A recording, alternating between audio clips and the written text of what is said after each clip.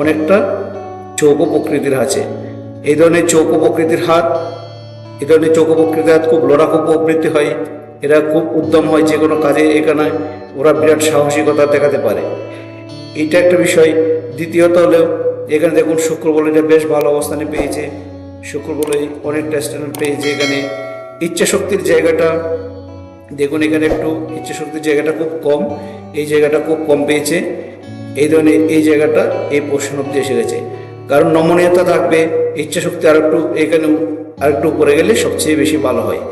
সুতরাং এই ধরনের যদি বিদ্যাঙ্গুলি থাকে, যদি একটু কম পাই, এবং বুধির অবস্থানটা আপনারা সাথে সাথে বুধির অবস্থানটা দেখে নেবেন।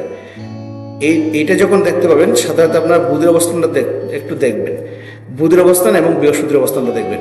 বৃহস্পতি এখানে স্পেসটা পেয়েছে কম, বৃহস্পতি জায়গাটা স্পেসটা হয়েছে কম, আর এখানে একটু রাহু এসে কেটেছে। আর বুধের